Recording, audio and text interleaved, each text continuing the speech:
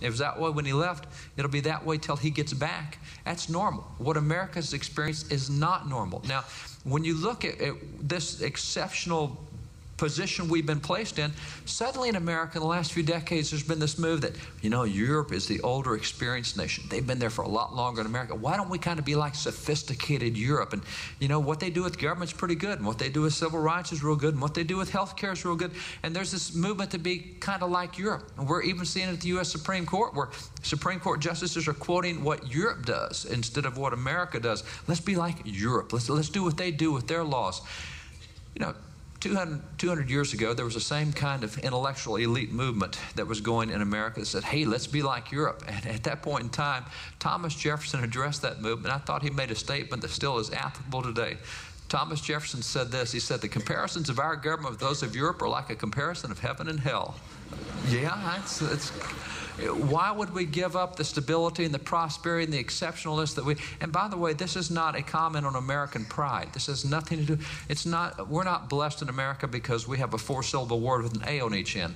We've been blessed in America because we've adopted certain principles that God was able to bless across that time. See, that's what we knew made us different from other nations even back then. Andrew Jackson, President of the United States, put his finger on it when he said this. He said, the Bible is the rock on which our republic rests.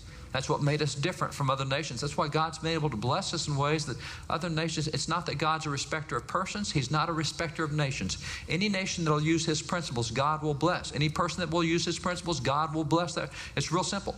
But America has done that across the years. It's just that we've seemed to have forgotten that in our own history. So when you look at this exceptionalism that we've enjoyed today, if we say, well, who are the people responsible for American success? Who are the people who gave us this independence that we now enjoy? Today, if you look in our textbooks, you'll find that, well, we credit people like George Washington, and we'll credit people like Thomas Jefferson, and we'll say, John Hancock is certainly one of the leaders. That big, bold signature on the Declaration of Independence is the President of Congress, and we'll say John Adams. And by the way, cool thing about John Adams is we're kind of rediscovering who he was. David McCullough's book, and now TV specials, miniseries that have been out there. We're kind of rediscovering some of our founding fathers. And these are the folks that we would say, these are the ones responsible for American independence. And that's okay because they are significant. But what I really find intriguing is when you go back into their writings 200 years ago and you let them talk about who the leaders were, you get a whole different set of names. As a matter of fact, in 1816, John Adams, 40 years after the American Revolution, looking back on it, we're now an established nation. He said, the people that we look to, the people that we can point to and say they're responsible for American independence, they included people like the Reverend Dr. Samuel Cooper, the Reverend Dr. Jonathan Mayhew. Of course, you had the Reverend George Whitefield. Oh, and there's the Reverend Charles Chauncey. He went through and listed all these preachers.